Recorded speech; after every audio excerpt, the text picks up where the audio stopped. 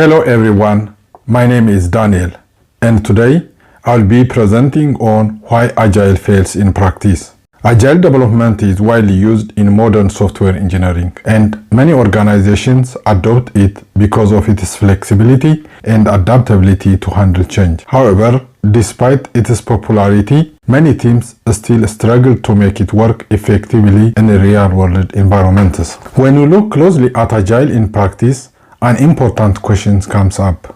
Why does it often fail, even though it is designed to be flexible, adaptive, and efficient? As shown on this slide, there are several important questions to consider.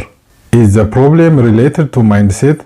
Is it caused by the process itself, or could it be due to communication issues, lack of customer involvement, or the way projects are structured and managed?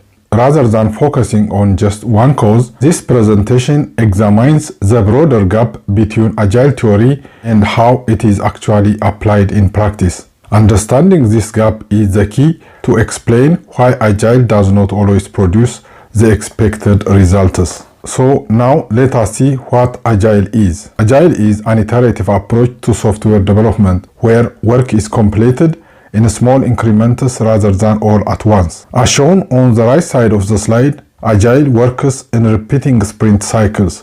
This means the team develops the product step by step instead of delivering everything at the end of the project. Each sprint typically lasts between 1 to 4 weeks and includes several stages such as planning, development, review, and reflection. These repeated cycles allow teams to continuously improve their work over time. This is what we mean by iterative development. The process repeats in cycles, allowing teams to learn from previous work and apply improvements in the next sprint.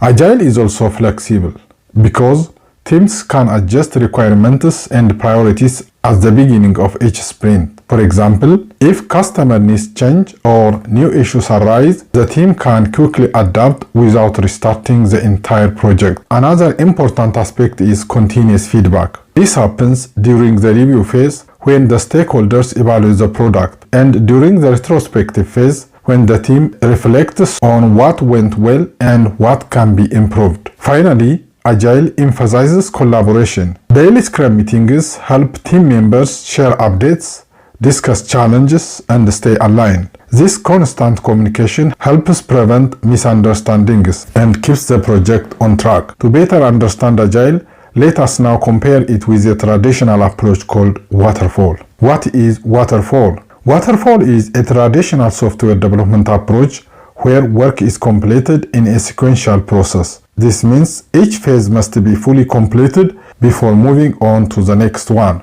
As shown in the diagram, the process flows step by step like a waterfall, starting from requirements, then moving to design, implementation, testing, and finally deployment. Each phase has a specific purpose, and there is very little overlap between phases. This structured approach makes Waterfall easy to understand and manage in predictable environments. However, this structure also creates limitations. Waterfall has limited flexibility because once a phase is completed, it is difficult to go back and make changes. For example, if a requirement changes after development begins, it can be costly and time-consuming to adjust. Waterfall is also a plan-driven approach. This means everything is defined and documented at the beginning, and the team follows that plan throughout the project. While this can work well for stable projects, it becomes a challenge in environments where change is frequent. So in order to get better understanding on the difference between Agile and Waterfall,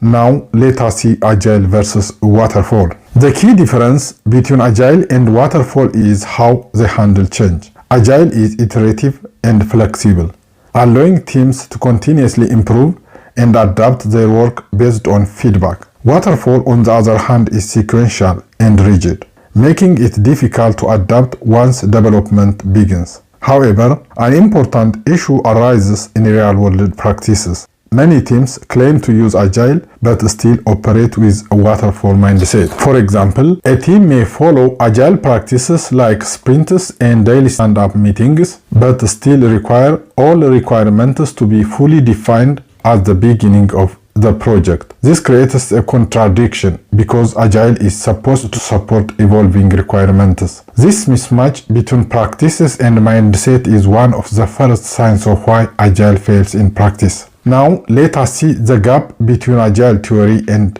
practice. Because of this mind issue, the gap begins to form between Agile theory and real-world practices. Agile promotes flexibility, collaboration, and adaptation. However, real-world environments often introduce constraints such as strict deadlines, limited budgets, and rigid organizational structures. As a result, teams may follow Agile practices without truly applying Agile principles. For example, a team might conduct daily stand-ups and sprint planning sessions, but still avoid making changes during development because of management pressure. This gap between theory and practice is one of the key reasons Agile does not always produce the expected results. So now let us see Agile in practice, that is, process over mindset. One major issue is that Agile becomes more about following processes rather than adopting the right mindset. Teams may focus on completing tasks, attending meetings, or using Agile tools without fully understanding why these practices exist. For example, a team might hold daily meetings simply because it is required, rather than using them to identify blockers or improve collaborations. This shifts the focus away from delivering value and adapting to change, which are core principles of Agile.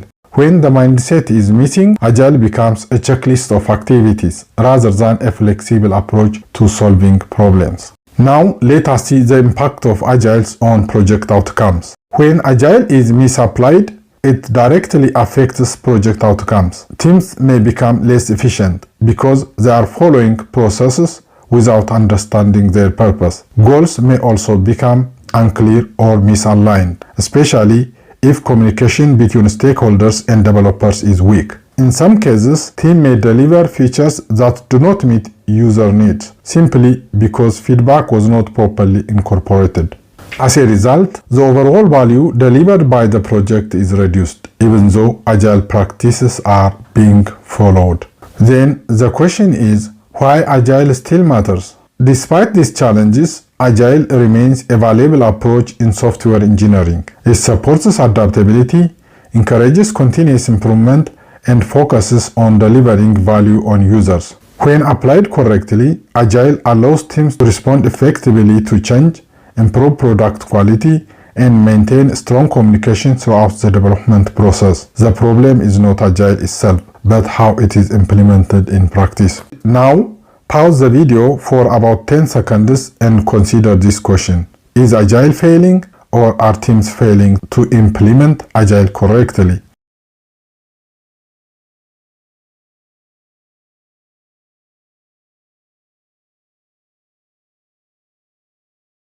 This question is important because it shifts the focus from blaming the methodology to examining how it is applied. Based on this question, let us now look at how Agile can be improved in practice. Bridging the gap. To address these challenges, teams need to focus on bridging the gap between Agile theory and real-world practices. This means aligning development practices with Agile principles rather than simply following processes. Teams should focus on developing the right mindset, improving communication, and encouraging continuous feedback. For example, instead of strictly following a plan, teams should be open to change and willing to adjust priorities when needed.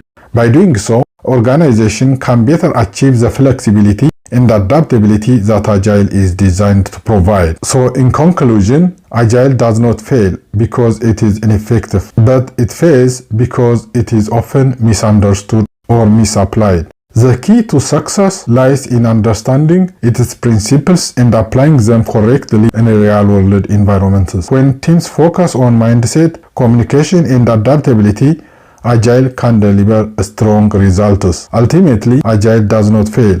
What fails is how it is understood and applied in practice. References. This presentation is based on course materials and supported by industry insights, including Martin Fowler's work on Agile methodology. Thank you for your time. If you have any questions or comments, please feel free to leave them in the comment section.